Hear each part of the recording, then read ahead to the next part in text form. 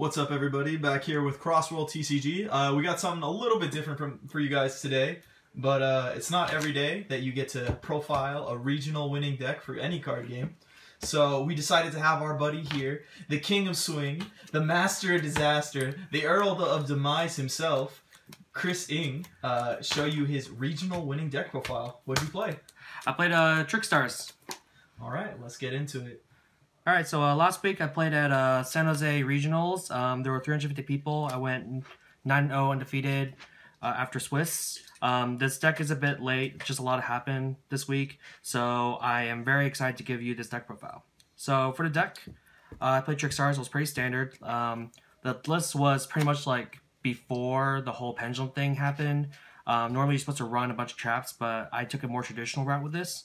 So I ran the standard 3 Candina, 3 Licorice, 1 Lilybell, kind of standard. You don't really want to deviate from this.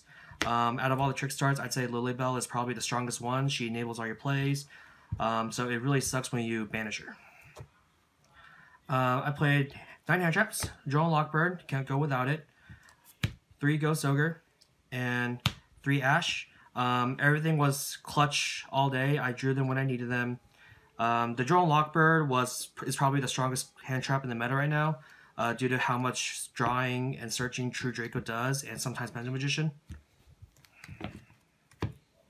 Finally, to round out the monsters, I played 2 Eater Millions. Just a really powerful card. Gets over opponent's big monsters. You can use it as Link Material for Link Rebo, but most of the time, when your opponent has like an Ignis Heat or something, just Eater Millions just gets out there and takes care of it. Spells. You're in your standard 3 Light Stage, along with your 3 Terraforming. And of course, it's Trickstar, so you run your 3 Goaty Boys. You know, summon 4 goats, turn into a giant dragon. Pretty standard stuff. I ran with 2 Pot Desires. Two was perfect today, or last week. Drew when I needed it, and I never really Desires and Desires. To round out the spells, I played 1 Raigeki. The Raigeki was really clutch. I drew it when I needed it, especially towards the later rounds and during my game 3s. It always came up to pretty much wipe the field, and whenever I activated, I ended the game at that point. Traps. 3 Reincarnation. Honestly, like, this card's broken. I might be biased, but I don't think it needs to be hit. This deck is really stupid, but like if you can't search your Reincarnation, it doesn't really matter. So I think this card is fine. If Konami were to hit this deck, I would say hit Candina or Light Stage. That would hurt the deck a lot more. 2 Storm Dusters. You're supposed to run these, you know, going first. Like they know you have Reincarnation set. They set their cards to make sure nothing gets lost. This didn't really come up at all during the day. I won a lot of my game 1s, so it was kind of irrelevant. I ended up siding it out. And even then, during my game 3, since I played a lot of True Dracos, I sided in like a lot of hate, like negates, floodgates, and everything. So the Storm Dusters didn't really come in, but theoretically, they're good. Normally, you're supposed to run like Torrentials and stuff, but in all honesty, I just didn't really want to. So I opted for 2 Mirror Force instead. This was kind of like the spicy tech of the day. People would try to play around Torrential, and then they will run into a Mirror Force. The thing with Torrential is that while it does clear boards, Mirror Force keeps your monsters on board, and Trickstars already have enough trouble just having some kind of board presence. So, especially since they don't expect a Mirror Force, say they have an Ignis Heat and a Majesties, they'll just attack into it, and then you just flip Mirror Force, and after that point, you clear the board and you pretty much win the game. And most of the time, Masterpiece is mainly unaffected by spells and monsters, never traps. But during game 2 and game 3, if they see a Mirror Force once, that's all you need. That's all you need to kind of like keep the pace of the game. And to round out the traps, 2 Strikes and a Judgment. The Strikes didn't really come in at all that day. Didn't really draw into them. It kind of like was for the better because I didn't really play against a lot of special summon decks. A lot of decks that activated their effects. I played a lot of True Draco. The Judgment, I only saw it once, but it did win me the game by preventing an evenly matched. So, yeah. That's pretty much traps. That's pretty much my main deck. Side deck. I ran the Kaiju Rainbow. This is supposed to be a spider. I use a spider for the day, but honestly, the second one can be any Kaiju that's as bigger than this one, smaller than this one. Just like every game 2, game 3 I cited in, Trickstars have trouble getting over Masterpiece. I honestly didn't see this as much as I liked that day, but when I did, it was very good. It was very clutch. So with Kaijus, you want to run the Slumber. It's just more board wipes. Most decks don't really need the Slumber or don't play the Slumber, but I like the Slumber due to the fact that it's Trickstars, once again, have trouble getting over big monsters. So if you open like a Kaiju plus a Slumber, you pretty much clear the board. One game, I did open up a Slumber Raigeki and a Kaiju, and I knew he had Masterpiece in hand. So the best part about Slumber is that it makes a very good bluff set, and the guy popped it with Masterpiece next turn, and that just gave me a free Kaiju. So it was, like, I would not switch this out for anything. For rest of the spells, I run the 1 Dark Hole for board wipes, and 3 Call by the Grave. Call by the Grave is, as everyone knows, is the anti-hand trap card. I didn't really cite this in at all that day. It was mainly for Ash Blossom, so my reincarnation does go off.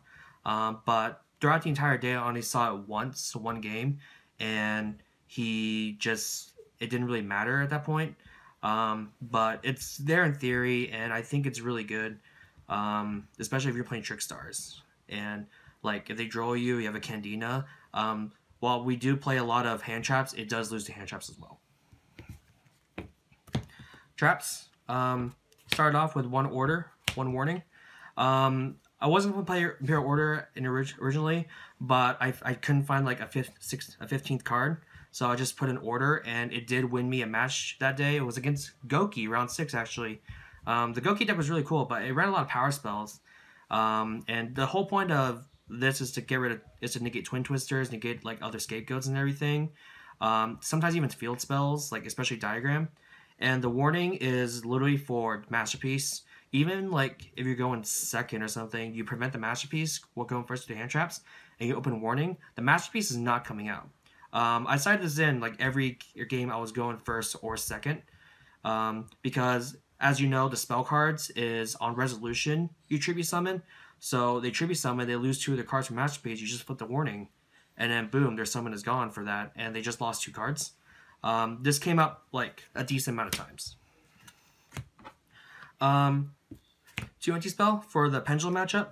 Anti-spell is probably one of the most powerful trap cards in the game right now, especially since all the true Draco players are main decking it for Pendulums. And against Trickstars, it does kind of hurt considering the fact that I run a lot of power spells. But throughout the entire day, whenever I anti-spell flipped on me, it didn't really hurt that much, especially if you resolve Light Stage. So this is a pretty unpopular opinion, but I think currently Light Stage is a more powerful field spell than Diagram, solely because of anti-spell. So with anti-spell is that your idea is you're trying to put me a turn behind, but if I manage to resolve a Light Stage with anti-spell, Light Stage's ability to lock is very powerful considering the fact that they're constantly drawing spell cards and setting them, which means that you're putting them a turn or 2 behind as long as your Light Stage remains on field. Whenever someone flipped anti-spell and I managed to resolve Light Stage, I just won that game.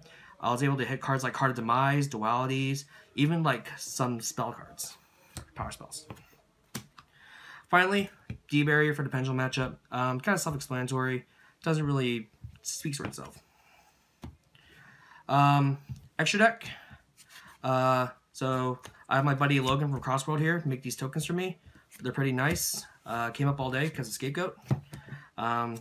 So extra deck, Borreload, Topologic, Firewall, three big dragons. Borreload, you always go in every game. Firewall sometimes, never Topologic, but sometimes it does come up. Link 3s, you got Ningirsu and Decode Talker. Pretty standard, just Decode to get over big monsters, Ningirsu to clear monsters. Holly Angel, and probably one of the biggest MVPs is Crimson Heart. Crimson Heart is, of course, the new jump promo. And what it does is you can discard a Trickstar card to have both of you draw a card. But if your life point is 2,000 or higher than your opponent's, you get to draw 2 cards. And in a lot of cases, since you're burning a lot, even if you're kind of behind, drawing those 2 cards really help. Especially since like Trickstars you can discard reincarnations and stuff, and this can get you to bigger monsters like Borreload. Link 2s, Ib, Akashic, Proxy. Didn't really go to Akashic all day, but these two, they're pretty standard. Just generic Link 2s.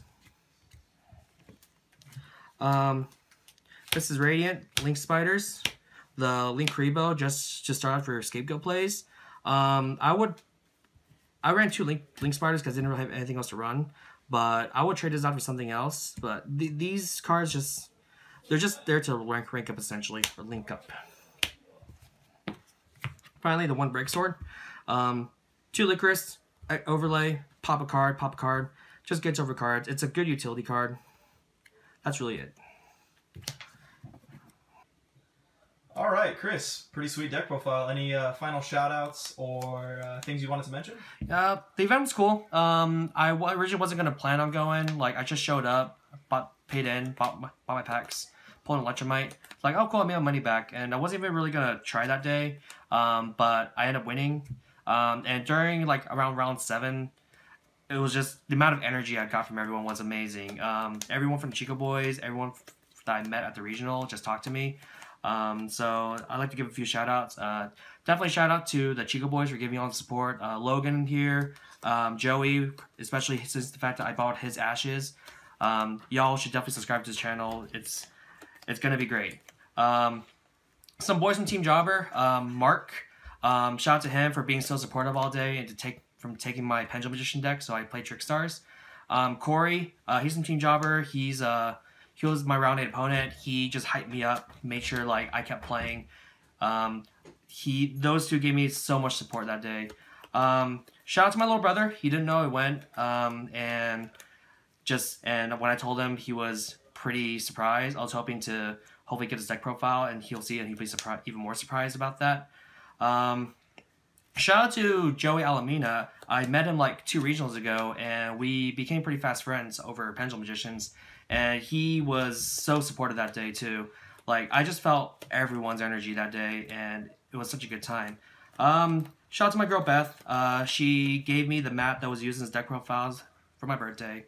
I used it all day. I think it was just like this plus everything else. It was all a positive day that day. Good luck charm. I kind of idled everything up. As you see, my playmat is a Vanguard Bermuda Triangle. So just idols, and waifus everywhere. It was great. Had a great time. But yeah, this is Chris Ng. Y'all should subscribe to Crossword TCG. And thanks for having me on, you guys.